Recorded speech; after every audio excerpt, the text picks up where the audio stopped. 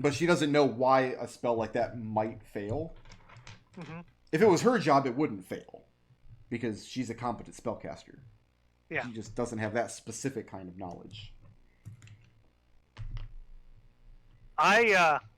Both because Seeker is interested and also because he's trying to get her off his back while he learns some spells. Mm-hmm. Seeker assures her that the king is dead. He knows for a fact. And because of that, that means that it's due to her expertise, somebody wanted to keep him that way. And he's very interested to find out why that would be. She wants to know how you know this for a fact. And I'll tell her. You tell her the whole sordid story? I mean, yeah, I'll tell her the story, and I'll tell her also that there was a drow breaking into the crypt under one of the other claimants to the throne's desires, Mm-hmm. and that we tried to keep him from killing some palace guards, but he didn't. And also that the palace guards were in the middle of standing down because they were convinced that the king was dead and they shouldn't have been there. Do you tell her that you were there at the behest of Sigurd Tensails? No. Okay.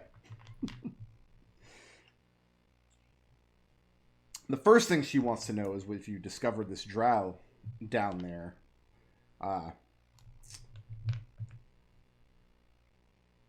Hopefully you took his head. Oh, he's very dead. Prevented whatever mischief he was up to. Yeah, and I'll assure her he's very dead. She tells you, Seeker, that you are a very intelligent man, that you have great aptitude for spells, for inspection work, one assumes. But I fear that you've allowed yourself to believe that you cannot be fooled. I've seen my way around things. I think I would see through an illusion. It says, gnomes and wizards are always on the lookout for illusions. They often miss the simple trickery. She says she doesn't know what you saw that convinced you that the king was dead. She's not sure what it could have been. Only that King Maximilian would have had no cause to abandon his throne. And the people around him had the powers and the capacity to ensure that he didn't during a time of warfare. So whatever you saw must have been the trick. The reality is the king must still be alive. And she seems absolutely convinced of this. Alright, well, I'm not going to argue with her because I want to get to my spellbook. Okay. Go ahead and scribe whatever spells you want at whatever the cost is in the book. She's not going to gouge you on the cost because she doesn't know you're working for Sigurd Tensails. Gus, there are many shield vendors in town, but nobody is selling magical shields. Well, actually, make an insight check. All right. Roll high. You know what? This is the dumbest thing I can think to do with them, so I'm going to do it. I'm going to use absolutely blips. do it. I'm going to use 4 blips for an auto success. You find a man. Just like drunk insight. Drunk insight. You find a man in West Harbor.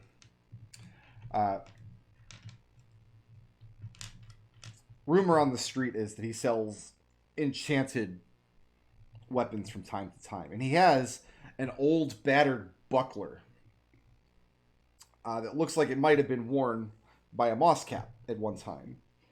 And for 350 gold, he will sell it to you. And he insists that there are enchantments on this buckler that mean it can never break and it can never fail to deflect an arrow. If you buy this buckler for him, he assures you the enchantments on it will protect you for life. And he is scamming the hell out of you. I'm gonna punch him. I'm drunk. Just start a fight? Yeah, I'm that drunk. You should back off a couple feet and snap off an arrow.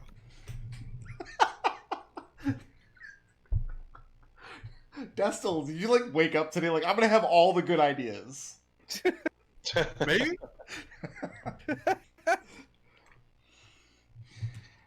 You punch this guy in the face, and it's not long before there's an enormous brawl around you in West Harbor. As tensions over the morning's events flare up, people are fighting in the streets, spilling out of taverns and workhouses and shops. Are you gonna sit here and beat this man bloody, or are you going to... What happens after you realize that you've kicked off this big fight? I guess I'm gonna keep fighting. Like, Gus is drunk and it's like, oh yeah, a brawl. Cool, this seems like a good way to spend my afternoon. Gustavus just wants to get arrested. Like, he just wants to cross that off his bucket list. I've already been arrested like twice. It's fine. Okay. Go for the hat trick. Then it's his fetish. What? No, That's it's my just- only other explanation. Alex. Yeah. You get the materials and things that you need. Did you have any other business with Yalari while you're there? No. Aside from if there's anything, if we've gotten anything about the Wizards games, worked out yet, then I'd be interested. But no, I don't have any other specific business yet. Okay. Like the embassy, the Yalari grounds are closed when you arrive, but after you make your presence known, one of the servants inside is able to bring you in. And there is also a lot of apprehension here over what may or may not happen, as rumors of fighting in the streets and calls to assassinate the king and his sister appearing in the sky, and half of the city supports this pirate king. Yalari is of the opinion that we should just skip this whole Court of Commons and go to the next Court of the Arts selection. This is kind of a... Uh-huh. But you get what you need. Did you give any thought to what your participation in the games was going to be alongside Yalari? What that was going to look like? Probably some sort of, I don't know, there's it has to be something kind of flashy, right? It's look like magic. It has to be some show of magic that shows your aptitude for it and why your particular school or college's approach to it is unique or, I dare say, superior. Maybe some sort of demonstration of the alchemical wonders. Just cast a bunch of spells with an alchemist kit. Okay. Flashiest spells I can manage. Science project. So, Yalari has a being of elven nature. They have an elaborate, traditional, semi-choreographed production with many members of Yalari, showcasing a variety of alchemy cantrips, little flashy things with colors and lights, and a lot of singing. You're given a 43-page opus that written entirely in Elven, and Alex is what, a baritone? Yeah. So How your about part, you folks? Yeah. your part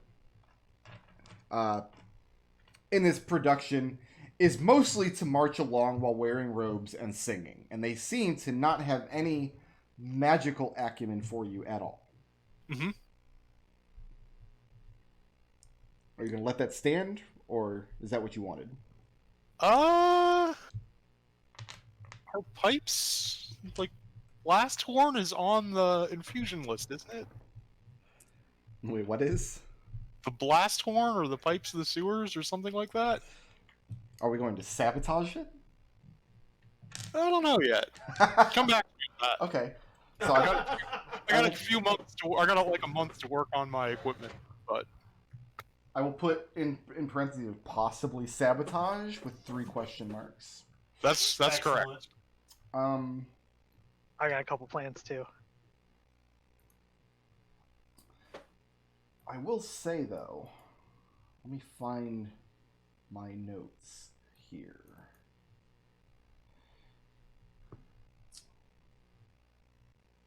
Oh no, those require proficiency with wind instruments. Well, you got got a month to week. practice, right? Better. So you have your contact inside Yulari, Alice Recon. Yeah. Just for fun, let's say that you after you get this in your hand, you happen to know that she would be well in support of sabotaging this production with something loud and terribly ostentatious and not particularly elven. That's why we're friends. Excellent. So go ahead and add the bag of holding to your sheet. Okay. Now that you have completed its construction.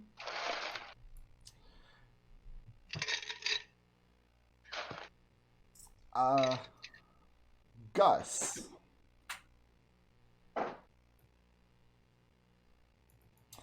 At what point during a fight would Gus lose his, especially being drunk, would Gus lose his inhibition and either draw a weapon or use magic in a destructive way? In this situation, probably not, because this is just the equivalent like a bar brawl. It starts just- that way. He's letting off steam for Florian's death. It starts that way. And then you feel steel up under your ribcage. Take 6 points of piercing damage.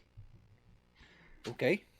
As a man on the street, not even one of the men you were fighting, fighting out in the streets of West Harbor near to the docks. And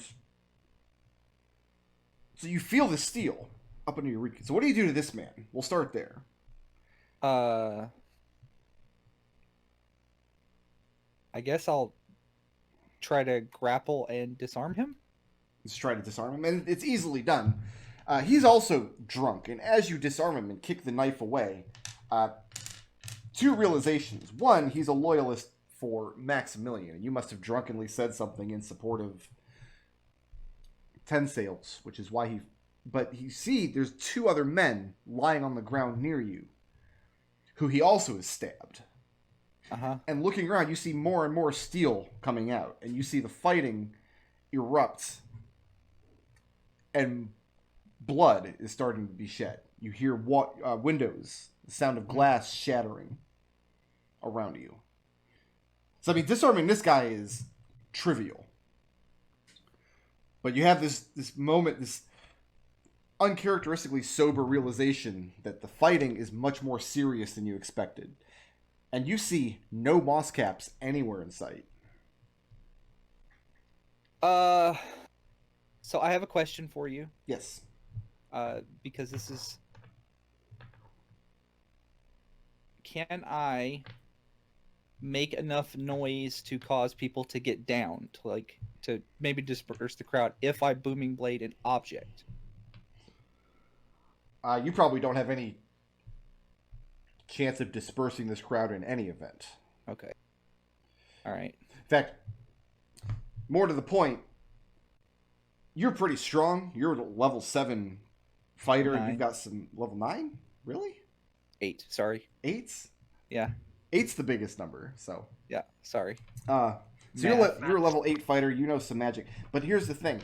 There are dozens and dozens of people around you. And it's coming to fatal blows.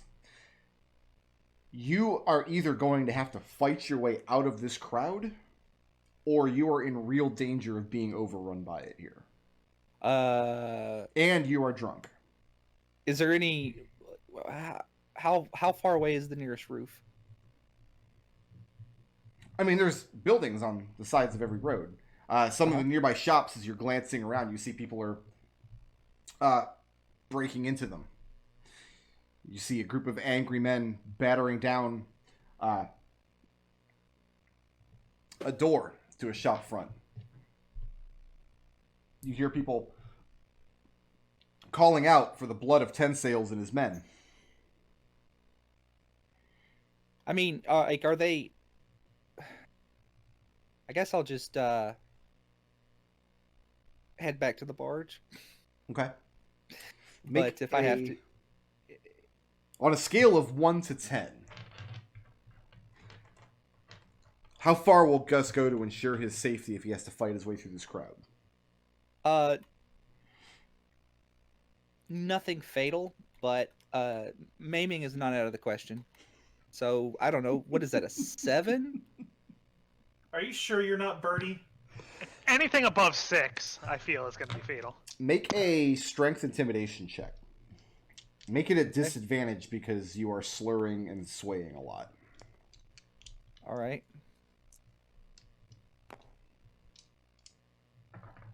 That is a strength intimidation. That is a 9. A 9? Yeah. Okay. But if it gets to the point where I have to, like, people are, like, I can't get through, I can use my spell slots to Misty Step to get around people. How many of those slots do you have? 2. 2, and each one could take you, what, 30 feet? 30 feet, yes. So go ahead and expend both of those spell slots, but it's effectively worthless as far as getting you any distance across town. Yeah. So you got a 9 on strength intimidation. Correct, because you made me roll at disadvantage. Yep. Because you're... A big meanie. Let me do a calculation Yeah. in my head. A big meanie face. Take an additional 2 points of damage. Okay. Piercing damage. Because there is one point where somebody shouts out your name. And when you turn, a group of guys jump you in the road. And this is one of the cases where you need Misty Step. And this happens again further down the road. And you realize people know you as a member of Flumph Inc. because Ten Sails has been making this connection all around the docks, all around the ports. Mm-hmm. And by the time you limp back to the barge, you have injuries and you're covered in bruises.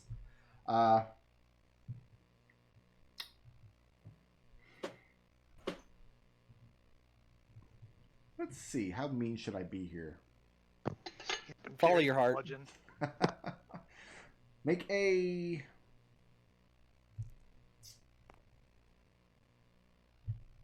call this an opposed check. Make a perception check.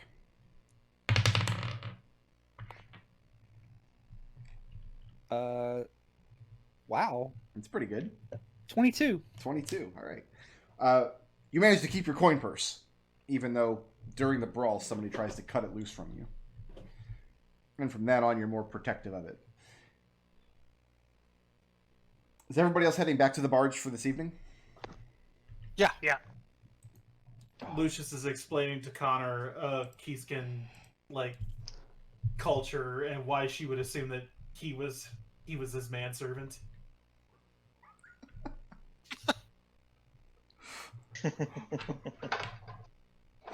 And Connor's like, wait, I thought I was your manservant. Now he's just sad.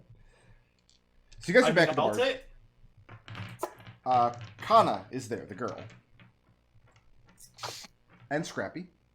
And eventually Gus is the last to limp back. And you see where he's gotten the bad part of the brunt of some of this violence has been erupting throughout the city. Gus collapses on the couch. God damn it, Gus. I'd pour a couple of healing salves over him. I'm only missing like 8 hit points. It's not like he anyways. started the riot. It's not Yeah, like I no don't get kidding. these spell slots back tomorrow. Okay.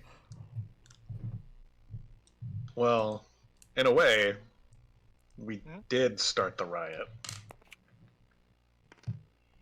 The Queen started the riot by not accepting the King's death in a peaceable transition of power. Not the queen. Sister of king. Sorry. Well, I mean, effectively, she's ruling as the Queen now. She seems pretty de facto seizing power, yeah. Also, King's sister doesn't fit under 10 words. Also, we might want to take that curse thing a little bit more seriously, because someone pointed something out to me, and Seeker will go through the reasoning that Caitlin Chubb had for like why he wouldn't just come back from the dead. I mean, Florian didn't come back. Florian asked Florian about didn't want to, but the king was a member of the high nobility and dwarven nobility. Surely he would have felt the need to.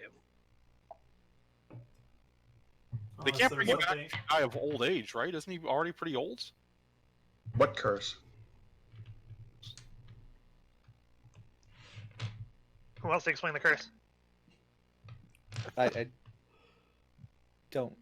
I think you're the only person. You and Florian were the only people that were actually involved with that. What curse? Are you guys cursed? We're not Did cursed. a bog hag curse you? feels No, that well, way. we from- were cursed for a moment, but we dealt with that. Call back. So, yeah, apparently, I guess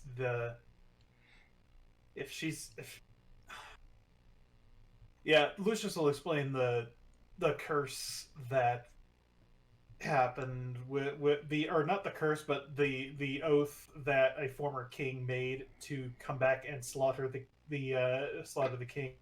It was what, 2 kings hence or 3 kings hence? I wasn't even thinking about that one. I was thinking about the one that they were dealing with that back alley person with the flail snail table. You guys can't even keep track of what curses are on you. It's not on us. We're not cursed. These are Okay. all on the nobility or on the royalty. Gus is The gonna roll. royalty can deal with themselves. Gus is gonna Alright. sit up and look at Kana. Kana, are you hungry? While they're arguing about curses. And then he's gonna go into the kitchen and make everybody tea and Okay. coffee and snack and other things to sober himself up. Hey, Connor, do you know how to make healing potions? No, can't say Same way- do. that I do. Oh, you do? Can't say that I do. Yeah, it's one of the things I've been planning to get to work on. It's Flumph I've got- Inc. formula. calls a voice from outside the barge. Someone who has climbed down the ladder and is standing just on the shore. Was the magic mouth Lucius- triggered? No, this was a man yelling. Okay. No, I mean, did he trigger the magic mouth? Probably. Lucius peers out a window. And you see your old friend, Percival Penniless, and maybe 20 to 30 of his men standing there. And he doesn't see that you've stepped up to the window. He continues calling out.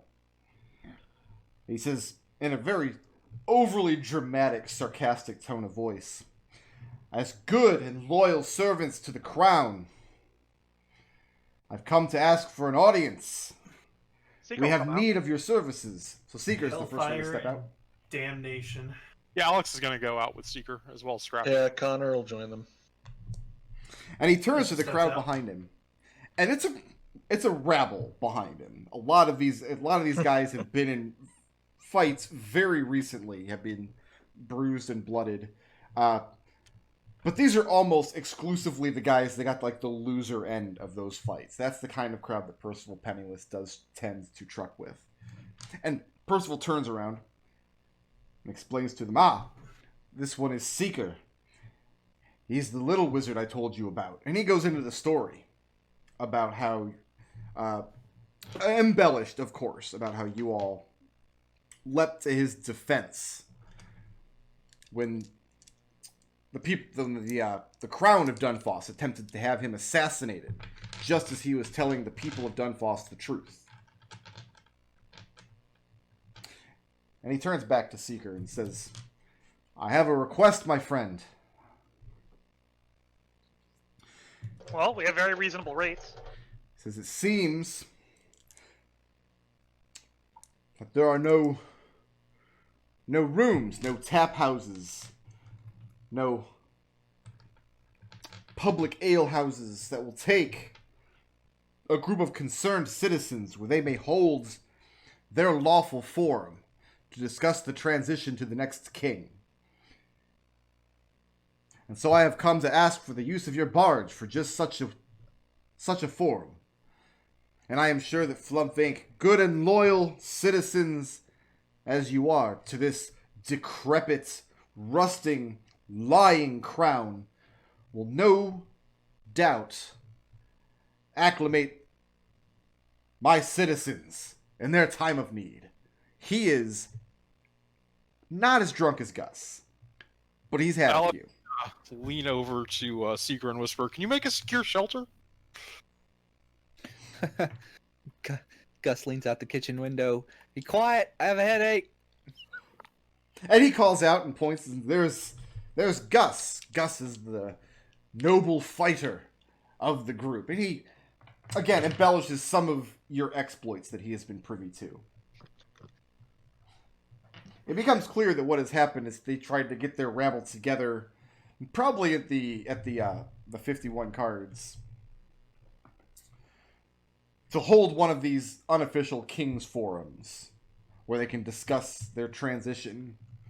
And they were probably turned down the street for not having any money, or perhaps starting a fight, or perhaps supporting the wrong king. I tell Percival, my friend, I could make you some sort of surface up there that you could perform from, but here's my worry, is that down here below the cliffs, no one will be able to hear you speaking. Don't you want to stay up there where the common people can hear you? Since tonight's conversation is only for the ears of the truest, of the friendliest, of the strongest of character. And there's some murmuring amongst the rabble behind him. How much rabble are we talking here? Probably 20 to 30 guys. Like, you have to cram all of them into a tap house, and you're on this little barge. And some of them are already approaching your gangplank. No. This is a place of work. This is not an alehouse. And there's Don't do that. Don't do there's that. much work to do. And he starts going into his tirade about the corruption of the aristocracy and how they need to tear down the noble houses and the structure that props them up. And at this point, people are coming over onto the barge. Gus is going to ask Kana to watch the tea and coffee, and then he's going to go outside and stand right here. Why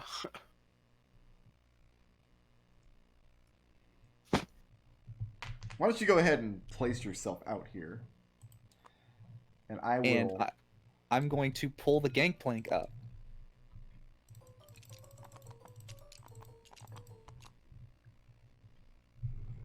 So, okay, you have men crossing the gangplank. Let's say 2 guys coming across. So what are you doing exactly? I'm going to bend down and dump and turn the gangplank to the side and pull it onto the thing. Dump them into the water. So Maybe it'll... they get dumped in the water. And then I'm going to pull the gangplank up, and it's over here now. Gustavus, that was And indelicate. that immediately incenses the rest of the men. And they begin behind... Percival doesn't seem to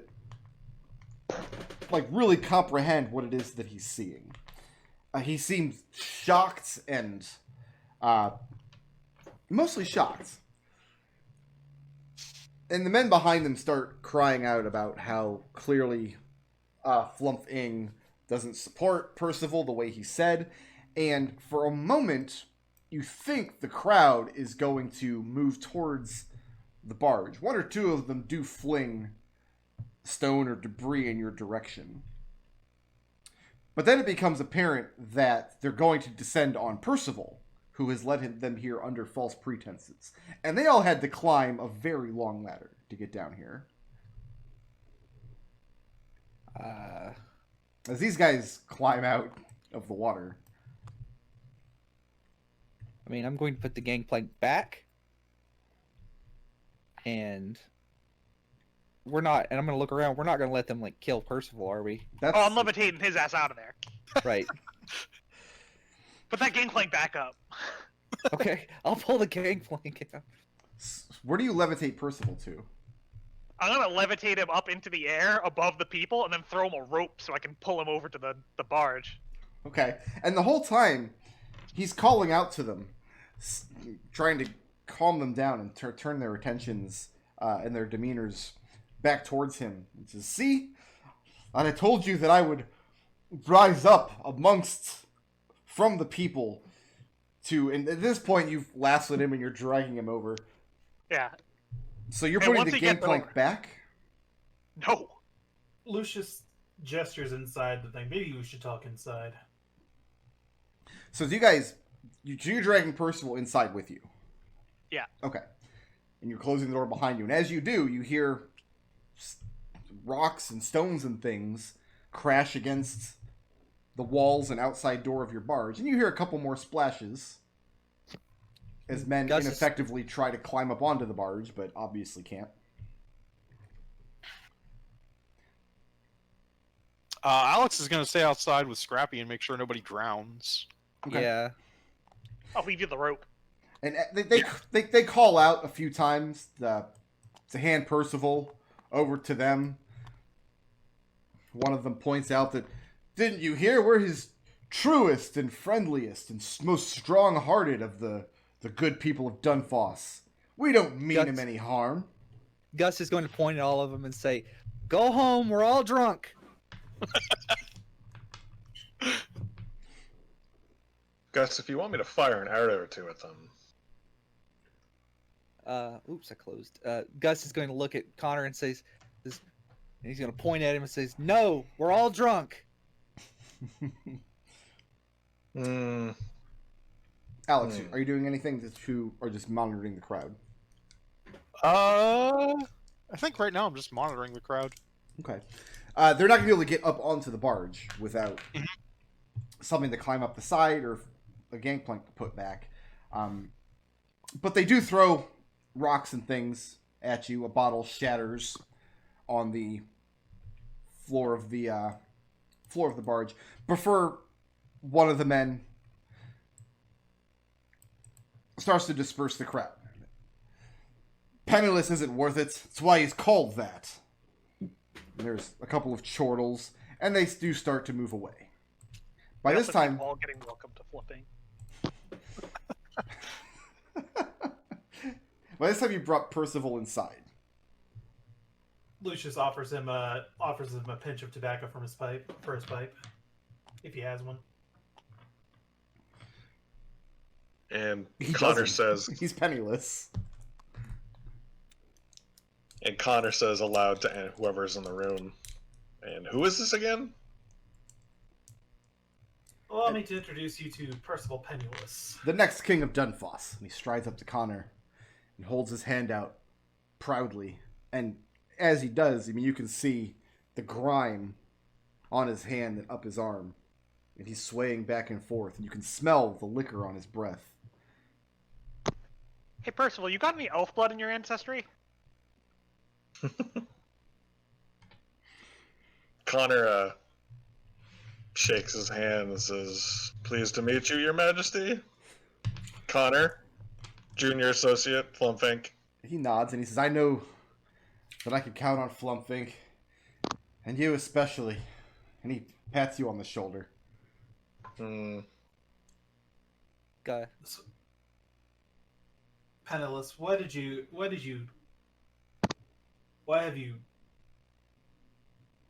rallied so many around us? Why did you think that we would be the best suited? And Lucius gestures at the lack of chairs or tables in the room for people to actually sit down and have an actual forum discussion. "Zah! Of course, Florian. You know, I was never really clear on what it is you do."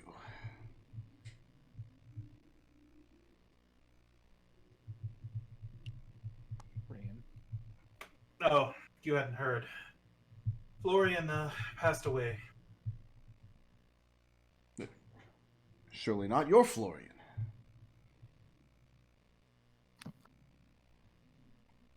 No, I'm Lucius. And he kind of shakes his head a little bit. "Perhaps I just need to sit down a moment." Lucius guides him over to the couch, other corner of the room. Okay. Secret cast sleep on him. And he slumps down to the couch and falls asleep. Gus comes back in with a tray of coffee. No. Lucius looks at Secrets and mouths the word "thank you." Words, thank you. Yeah, no problem. Gonna hand. What is this couch made of, by the way? Probably like the kind of a couch you would find on the side of the road. Fair enough. Leather. It's a leather. It's like a leather couch, right? I think it's been reupholstered. I think we But it's tore like- off the upholstery, did our best to restuff it. Yeah, it's still pretty grody, but Lucius will gesture toward his office so we don't disturb him. Okay, so nobody's staying out in the room with Penniless, who's asleep on your couch? I will stay at the door here. Gus, Uh-huh. Put Scrappy at the door. Oh yeah. over go the ahead. course of the next few minutes, as you guys give Penniless his privacy, you move on to the discussion. Gus, you notice a trickle of blood leaking down the upholstery of the couch and down the front and dripping onto the floorboard. And at this point, now that he's asleep, his left hand has rolled over into his lap, and you see where it's smeared from the palm, smeared red. Alex! And he runs over, and he's going to do a medicine. Gonna check him over. Make a medicine check. Make it a disadvantage because you're drunk. Advantage on it if I help. If he waits. Yeah, I'll wait. Actually, So- I will let Alex make the check. Mhm. But if Gus is drunk, he's not going to be able to assist. Okay. Don't we that- have a that- healer in the party now? That's a medicine of 4. A medicine of 4. Well, one thing you know for sure is that he has a slice across his belly that he had been holding in his hand that it looks like he has been concealing from the people, and it's very fresh within just the past hour. The best medicine check is it's a cure wounds. Okay. Let's That's my cure seat. wounds and worry about the details later. You didn't spend all your cure wounds on Gus earlier? Oh no. Okay. And the cure wounds knots the wound close. But yeah, you can see the smear of blood on his belly and on his hand and trickling down onto your couch, and you staunch it with the magic.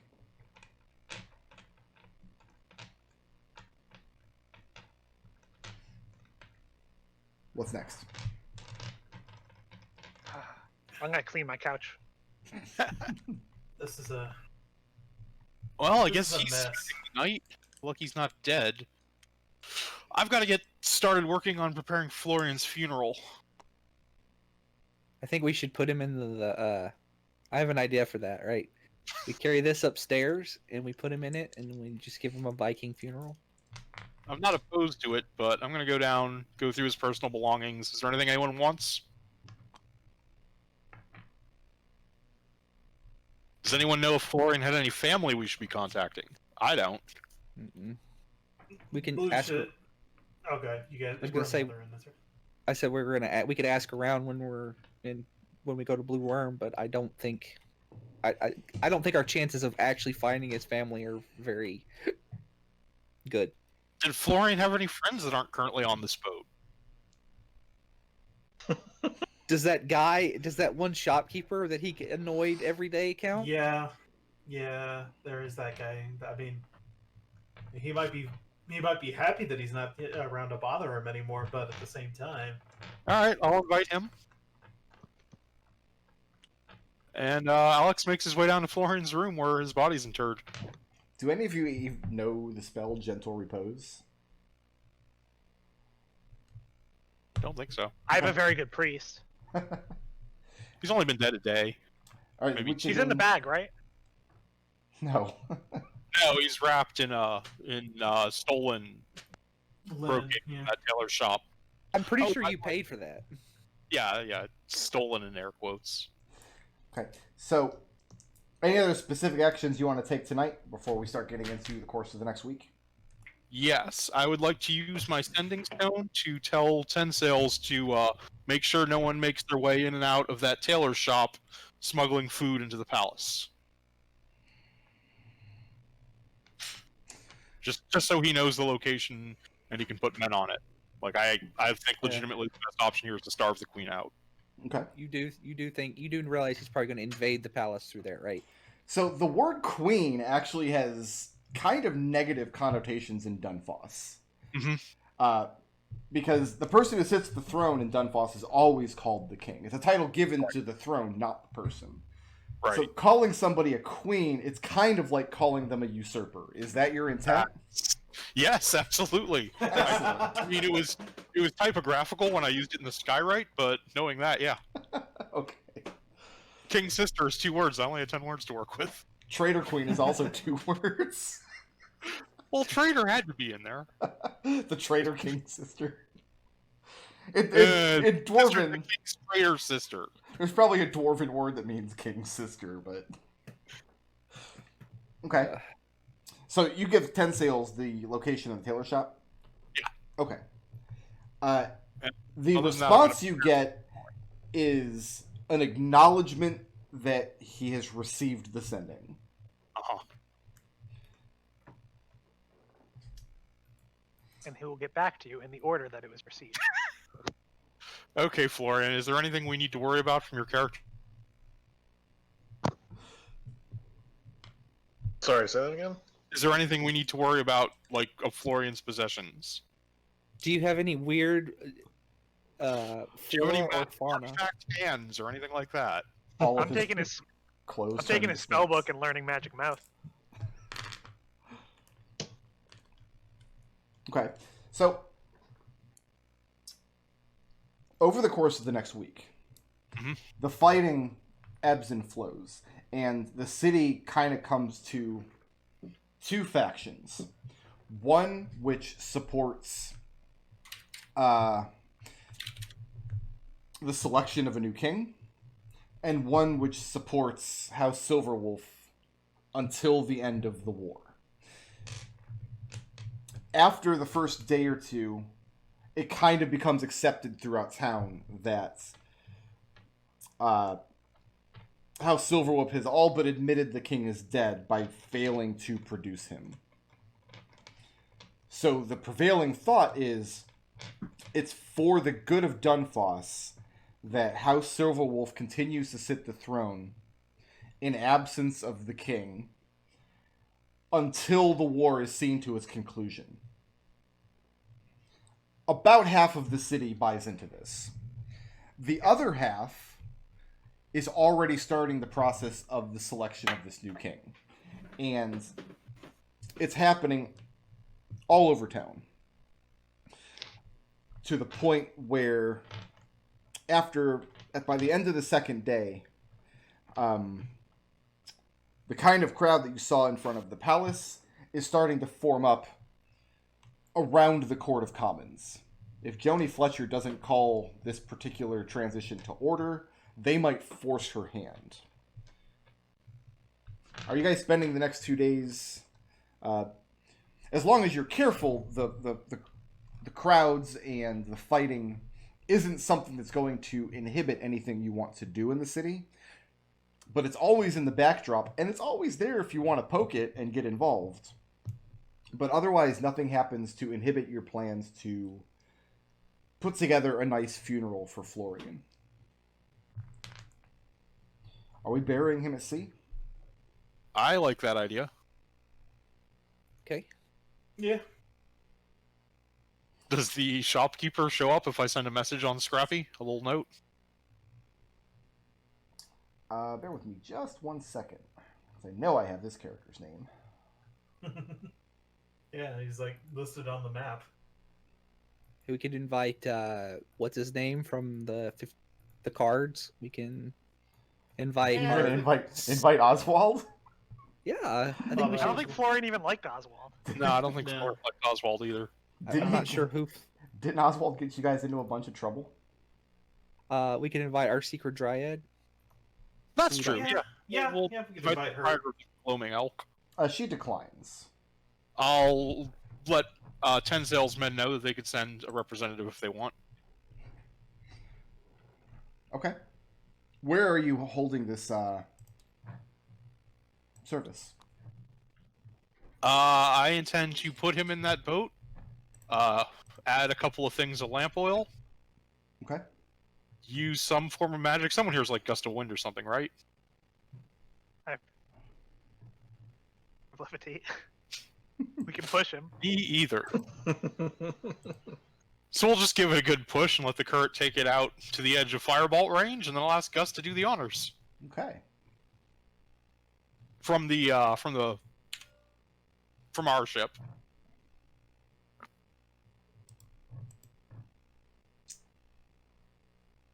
Nelwyn Badgersby is the proprietor of the antiquity shop that Florian used to like to frequent. Oh, and Choreo Fireblood. We need to let him. That's a good know one. this is Yeah, happening. let's invite Choreo too. Okay. Connor can meet the Ponts. Choreo sends his man third person, Yep. but does not come himself. Third person, his little halfling servant, who comes along with two men you've never met before, who he tells you Choreo has hired on as bodyguards to protect his person during these difficult times. Indeed. He asks you... Choreo's beside himself with grief. And he tells you that he's so sick with grief that he's bedridden. But it becomes very clear very quickly that he doesn't want to be out in the streets when there's all this fighting and turmoil. No, certainly. No, that's perfectly understandable. However, third person presents you with a message from Fireblood. He's confused as to why he recalls drawing up a contract to raise members of Flumph Inc. from the dead should they die in service to the investigation that he has contracted. And in fact, this service has been called upon twice already, and is curious as to why this has not been enacted in Florian's case. He's made it very clear that he did not wish to make use of this service. I believe what Master Fireblood would like is perhaps an explanation as to why. And he's choosing his words very delicately, but he explains in very carefully chosen words that Choreo's point of view is that Florian's preference really shouldn't matter because Florian is doing work for Choreo. So Florian's death is inconveniencing the investigation in a fairly drastic way. And that's when Lucius would grab Connor by the arm, drag him closer, and say, "Well, good thing. Well, gladly speaking, this kind soul has very, very graciously accepted an offer to take Florian's place, Including a share of the debt. Third person is very uncomfortable right now. So is Connor. And he's going to stay for the service. He's not intending to be impolite, but he does let you know that Choreo intends to see Florian's death after you guys had drawn up a contract for so many casts of Raised Dead in service of this investigation as a breach of contract. And then terms after the fact may have to be renegotiated. Not right away, of course. He realizes that everybody's grieving, and it's a very sad time, and it's a very tumultuous political climate where Dunfoss doesn't even know if it will have a king next week, and there's war in the north. But Choreo's point of view is that Florian had an obligation to come back to life. That's the thing that Fireblood was able to do. And that by deciding not to, he has breached Flumph Inc.'s contract with Choreo Fireblood. Connor looks at the rest of Flumph Inc. incredulously. Yeah. I'll tell Mr. Third Party. Unfortunately, Florian's contract with Flumph Inc. was only until the moment of his death. And so, thus, while he may have personally breached the contract, he did not do so on part of Flumph Inc. However, if Corio would like to go to Florian's afterlife and come get him, we would be more than willing to hold him to the contract. Mr. Third Party takes that as an indication that he's perhaps overstepped the like the social gravitas of the situation, that Seeker would say something that absurd, and then he simply puts a pinpoint in it, saying that we'll have to discuss this in more detail when time allows. Of course, you realize that I'm merely delivering Master Fireblood's message. And Sure. And I mean no offense. No, I wouldn't take that. I wouldn't even dream of holding you responsible for that. Please do tell Mr. Fireblood I am very excited to meet him. Gustavus, Cannot wait. the honors. Well, Oh, not that far actually, yet. I have an idea. Nelwyn Badgersby, the man who runs the antiquity shop in the lighthouse in the shallows, comes to the service, but he has also recently sustained an injury, and he tells you that the night that the fighting and the riots broke out, that some men showed up and attempted to loot his shop. He fought them off with some sort of antique accoutrement or another, a magical chair leg perhaps. Plus 1 chair leg. He's very much of the opinion that whoever is going to decide who the next king is, they should probably get on and do it sooner rather than later. In that, we are in agreement. And he doesn't want to dwell on his misfortune today.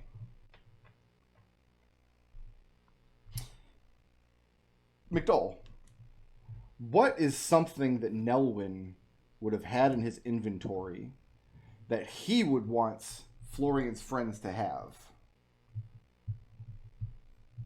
Oh my god.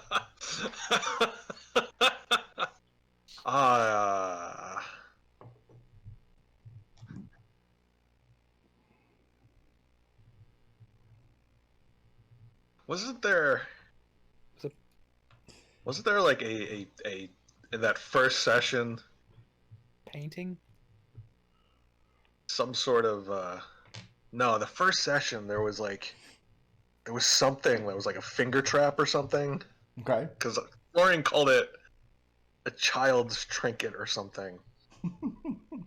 Oh man, I can't remember what it was, but it'll probably be that. Okay, so he produces this little finger trap, this little metal device that there are dragons' heads or lions' heads or something on either end.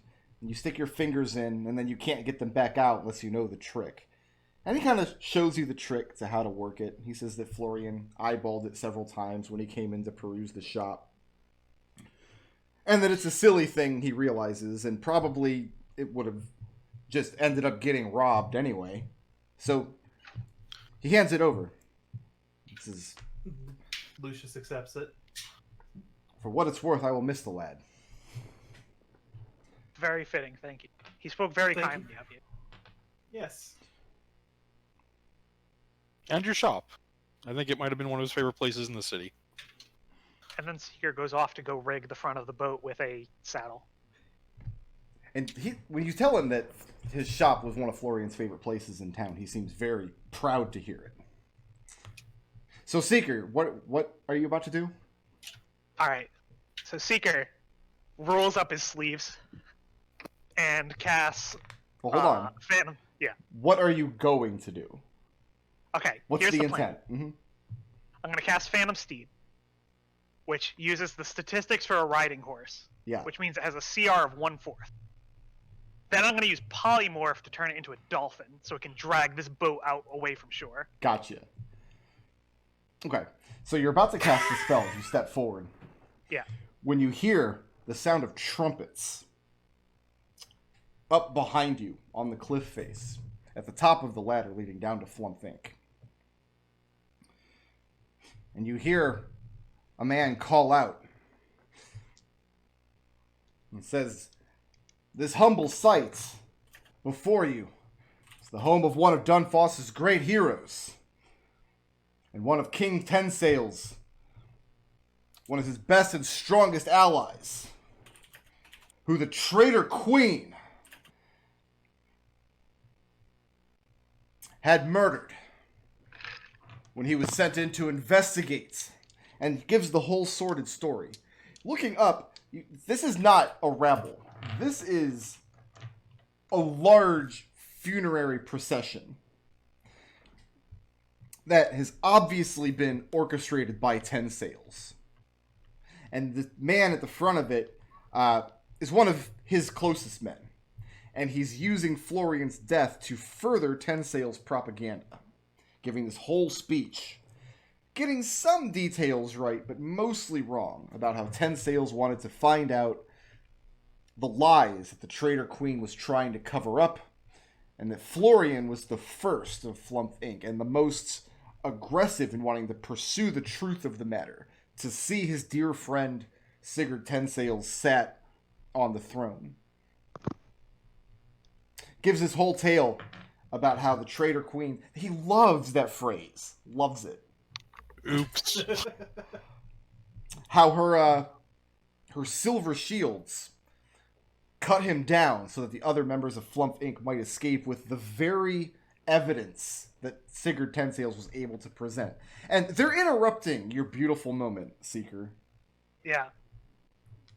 I'm gonna be honest with you. I'm gonna cast the spells anyway. Gotcha.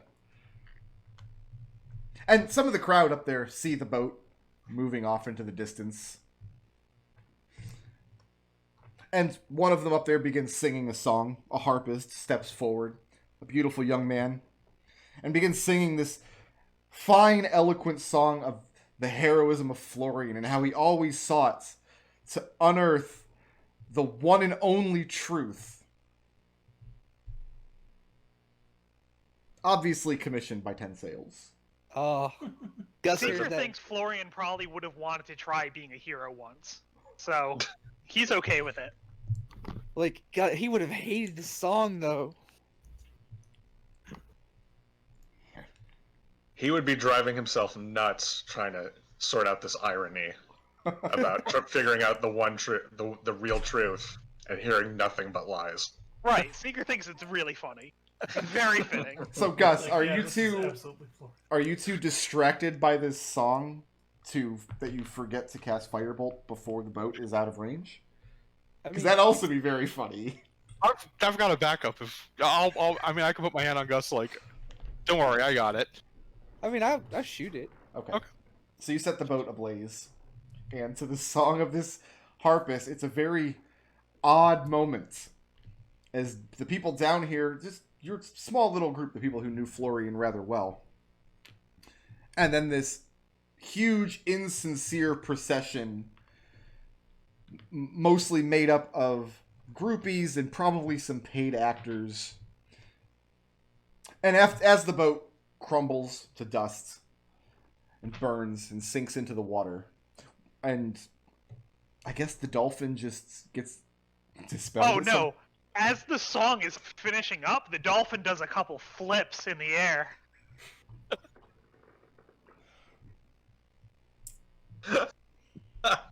Really, Seeker?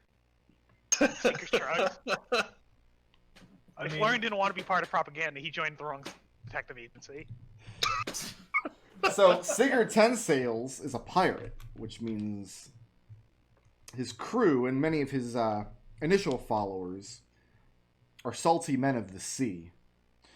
And dolphins have a reputation amongst seagoing peoples of giving aid to ships that require it. They can help navigate ships that are in turmoil, that are unable to navigate themselves safely through troubled waters, particularly magically troubled waters.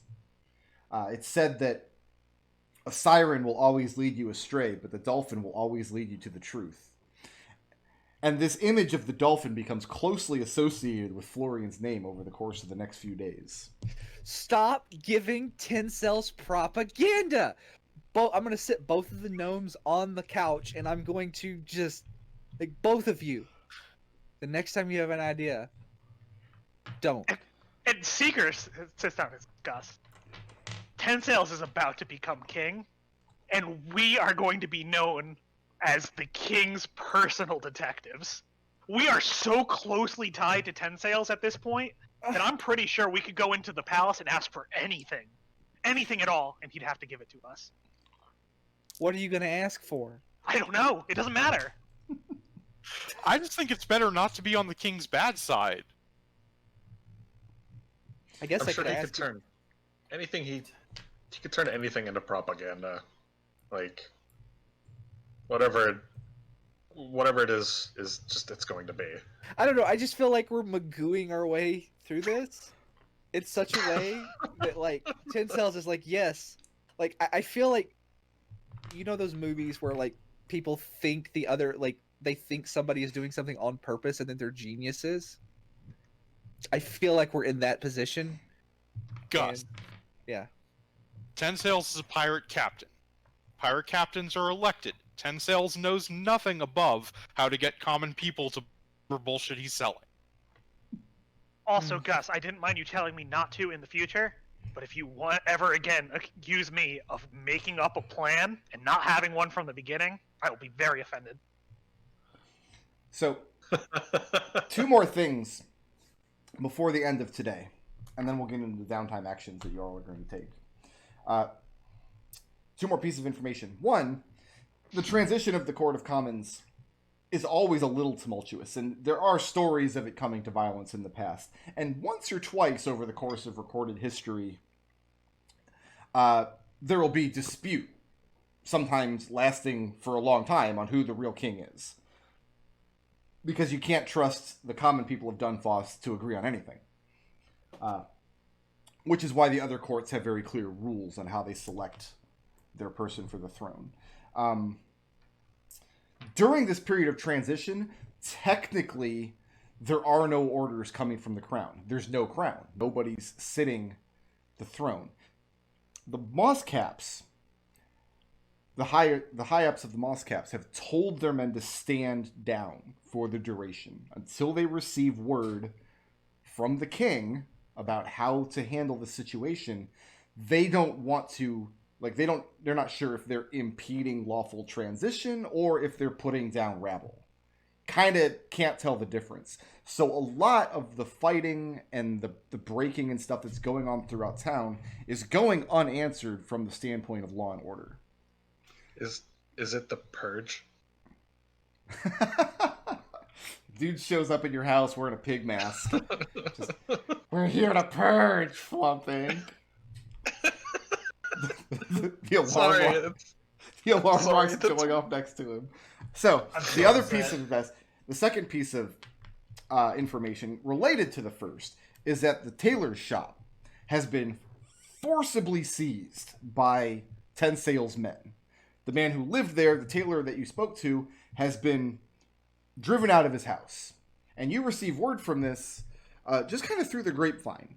Apparently he wanted to send a runner down, and eventually it does reach you, that the so-called Pirate King has seized his house, placed guards. He can't even get into his own quarters anymore. And now we can get into what you guys want to do for downtime actions over the course of the week, as this situation kind of sorts itself out as best it can. Okay, so Dunfoss weeks are 6 days long, if I remember correctly.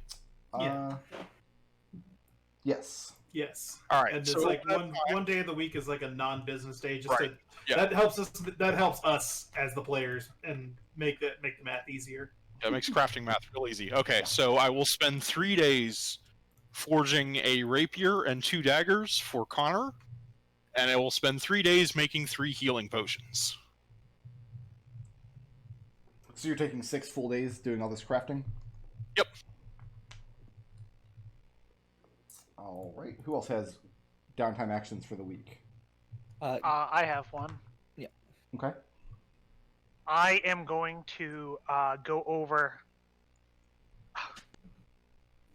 I'm going to go over to our contact for selling magic items, and I'm going to give him a list of my cantrips, 1st, 2nd, and 4th level spells, and tell him that if he wants to sell magic items to people, if he sends me a message, I can craft him these spells and then sell them. So if he knows one off the bat, I'm going to spend it scribing a spell scroll. So you're going to try to get into the business of selling spell scrolls? Yep. Okay. This is potentially dangerous territory you're getting into. In the short term, it will probably work out fine for you during this transition of lawlessness. But there are certain magic guilds in the city, not necessarily your own, because the Diviners Guild doesn't really have like a central governing figure, but that might attempt to stop you. You're not breaking any laws that you're aware of, and even if you were, there's not anybody to arrest you at the moment. Mm-hmm. But if word got out that you're doing this, I just want to make sure that you're aware of the associated risks. If like Tyler, absolutely. Okay. Like Caitlin Chubb definitely would frown upon this for sure. So guys, Gus, Lucius, and Seeker go ahead and throw a healing potion. I noted in our Flumph books, which has a row for potions, but I make each of you 1 healing potion. And then Connor, you get a rapier and 2 daggers. Are these just standard weapons?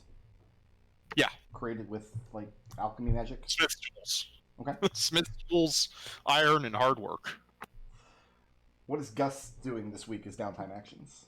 Well, first I've got to replace my shield, and so I'll just go probably to there's a smithy just in the area we live in, right? Any shopping you want to do, just go ahead and do it out of the player's handbook. Right. But I want to put the dumb,